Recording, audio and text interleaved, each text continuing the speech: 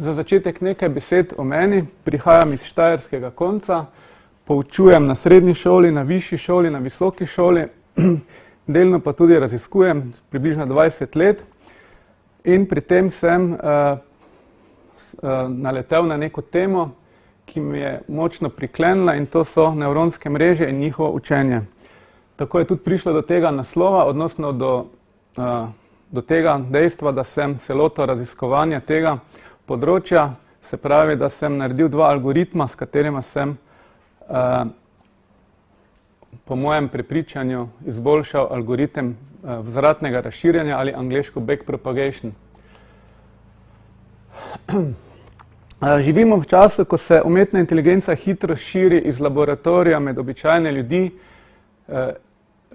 Največja podjetja na svetu z informacijske branže, kot so Google, Microsoft, Intel in tudi posamezniki zelo ugledni, kot je recimo Elon Musk, vlagajo ogromna sredstva, ne samo milijone, ampak celo milijarde na to področje, tako da prav gotovo ne bo uspeh izostal. Hitro bomo priča nekaterim, bom rekel, pridobitvam tega področja tudi v vsakodnevnem življenju, odnosno to se že tudi dogaja. Na področju umetne inteligence je eden izmed najpomembnejših predstavnikov so umetne nevronske mreže. To je naziv, ki je že nekaj časa v uporabi. V zadnjem času se morda v ospredje preriva en drug naziv, deep learning, odnosno deep neural nets, globoke nevronske mreže. Začetek nevronskih mrež je nekako traja že dobrega pol stoletja in v tem razvoju se vedno pojavljajo nekakšni valovi, odnosno nekakšni letni časi, ki so dokaj izraziti, tako izraziti, da tudi na Wikipediji boste našli, odnosno med znanstveniki se je prijel izraz zima umetne inteligence, kajti vmes so obdobja, ko navdušenje znanstvenikov nekoliko zamre, pa pride do nekega prebojnega odkritja in se zopet vsuje plas novih odkritij, novih korakov v smeri napredka.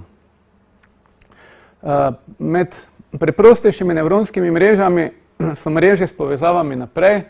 Njihovo učenje je nekoliko lažje in bolj obvladljivo od tistih, ki imajo povezave tudi nazaj, tako da so te nekako bolj priljubljene, nudijo pa nekoliko bolj omejene rezultate tudi zaradi tega.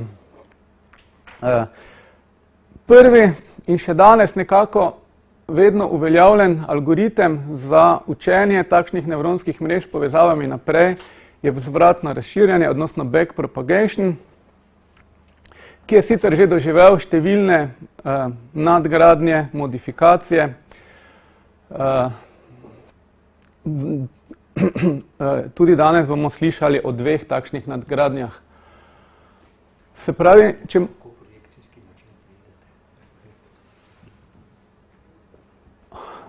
Hvala, bom sam, hvala. Torej, nekaj lastnosti o vzvratnem razširjanju.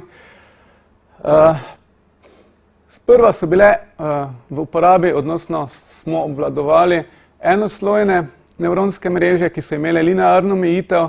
Njihovo učenje je bilo razmeroma hitro in zanesljivo, ampak linearna omejitev se izkaže v resničnem življenju kot razmeroma velika omejitev. Velika večina problemov zahteva nelinearno razreševanje problema. Večslojne nevronske mreže s povezavami naprej nimajo več te linearne omejitve, zato se pa tukaj pojavijo težave z učenjem. Učenje postane bolj problematično. Večina algoritmov, ki se še danes uporabljajo, je nekako nadgradnja algoritma vzvratnega razširjanja, ki temelji na zmanjševanju skupne napake. Se pravi,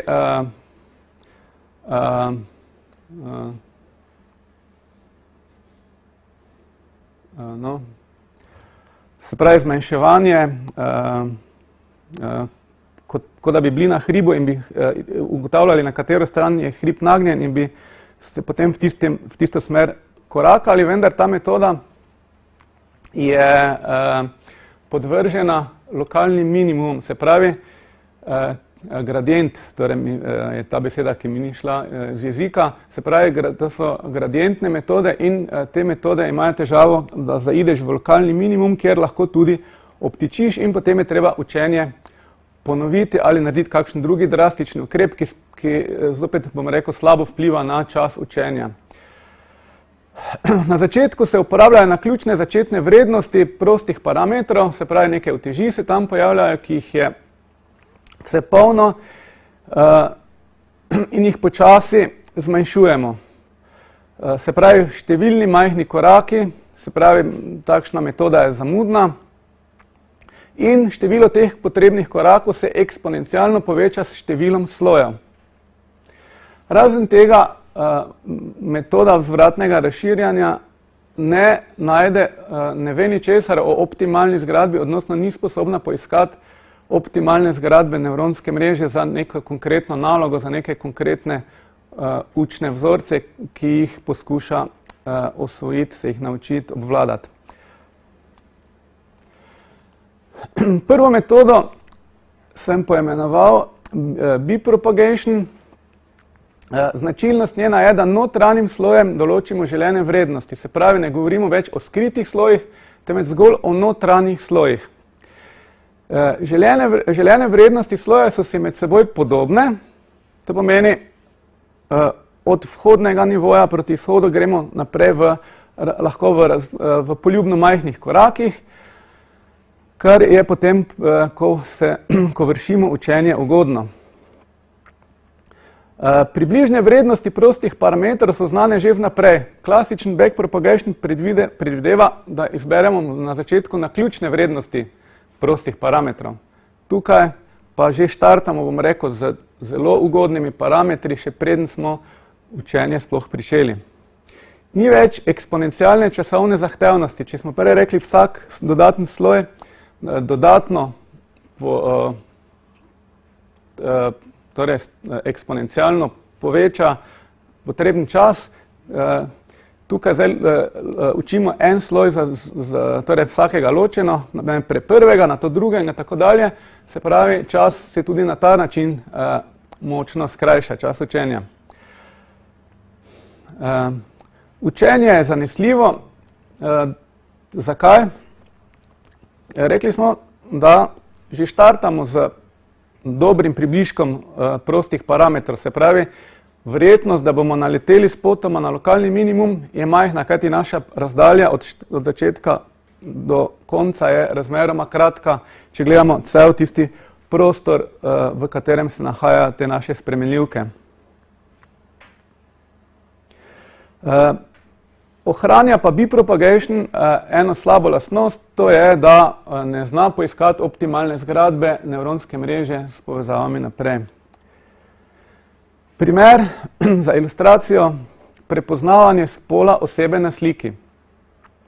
Nevronska mreža ima toliko vhodov, kolikor je pikslov, in prav tako vsi nadaljni sloji imajo toliko nevronov, kot je pikslov. To je samo za primer, kasneje bomo videli, odnosno bomo omenjali, da se to lahko tudi brez večjih zapletov spreminja. Kakšno nalogo bomo dali prvemu sloju? Prvi sloj ima nalogo, da če je na sliki moški, se slika za en odtenek vsi piksli potemnijo, če je na sliki ženska, se vsi piksli, vse slikovne točke za en odtenek potemnijo.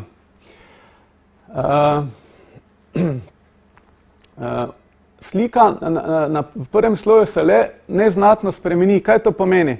Če bi na izhodu prvega sloja imeli popolnoma enako sliko, kot smo jo dali na vhod, bi bile prave vrednosti uteži podane z enotsko matriko.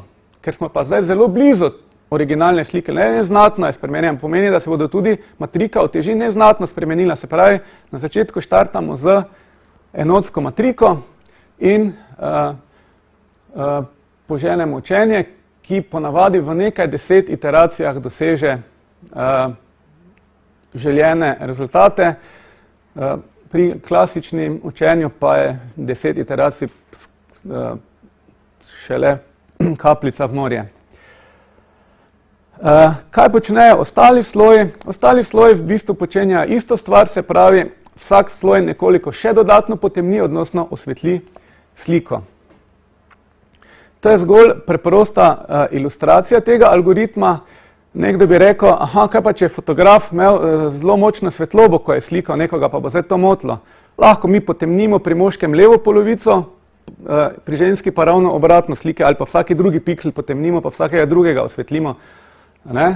Ravno tako velja za število nevronov, ko gremo v višje sloje, jih lahko združujemo. Recimo, če število pikslov prepolovimo, pomeni, da smo dva piksla združili, dobimo zopet eno matriko, ki je zelo, zelo podobna enotski matriki, s tem, da nimamo v diagonali enk, ampak dvakrat polovička, polovička, pa v drugi vrsti spet malo bolj naprej, polovička, polovička. V zadnjem sloju dobimo povsem belo, odnosno povsem črno sliko, odvisno pač od spola osebe na sliki. Ja. Aha, metoda mejnih parov. Tukaj je bilo izhodišče drugačno. Tukaj pa smo učili nevronsko mrežo na kateregakoli izmed uveljavljenih načinov, na to smo pa šli opazovati, kako se nevroni vedejo. In sicer smo to počeli s črno-belo fotografijo, se pravi fotografijo, ki nima niti sivin, se pravi povsem črna slika na povsem belem papirju. In ko je bilo učenje končano, uspešno končano, smo šli opazovati nevrone in smo ugotovili, da so bili vsi nevroni v prvem sloju v zasičenju,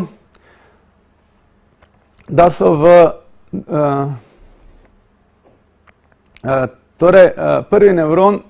prvi sloj je razmejil črne od belih točk, se pravi, tukaj vidimo 4 črtkane črte, to pomeni, da smo potrebovali v prvem sloju 4 nevrone.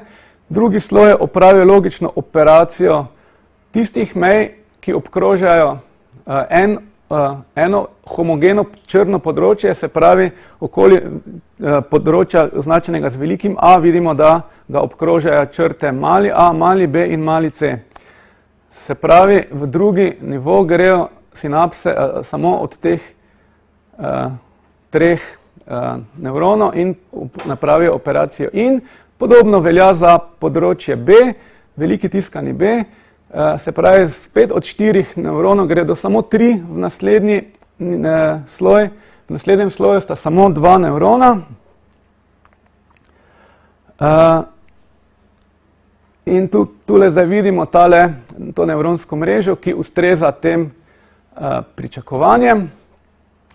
In ko smo iskali črtkano črto, mali tiskani A, smo v bistvu učili en sam nevron prvega sloja. Na to smo učili drugi nevron prvega sloja za mali B in tako naprej. Se pravi, en po en nevron smo učili in pri tem že počasi ugotavljali, da niti ne bo vseh povezal v drugi sloj in koliko jih bo, in prav tako smo ugotovili, da sta v drugem sloju 2 nevrona, veliki A, veliki B, kajti imeli smo 2 črna otoka točk.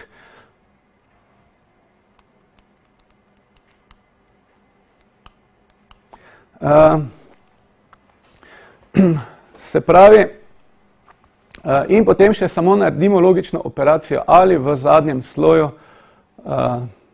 nevronov in imamo rezultat. Torej, z eksperimenti smo preverjali uspešnost teh algoritmov.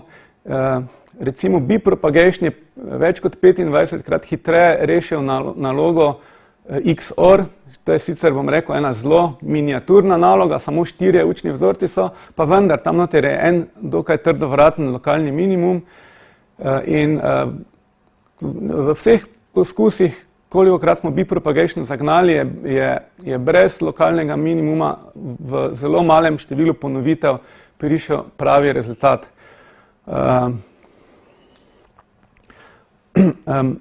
Potem drugi, dosti bolj obsežen test je test rokopisnih števk. V tej bazi MNIST je noter 60.000 števk napisanih z roko za učenje in pa mislim, da 12.000 za testiranje. Tudi tu so bili rezultati dobri. Klasična mreža, klasični backpropagation, takrat pred nekaj let tega nazaj, sploh se ni zganila z mesta, pa sem uporabljal najbolj zmogljivo varianto backpropagationa, pa sploh ni, bom rekel, se zganilo, dočim bipropagation je pa v nekaj 10 korakih, v nekaj 10 ponovitvah prišel do rezultata.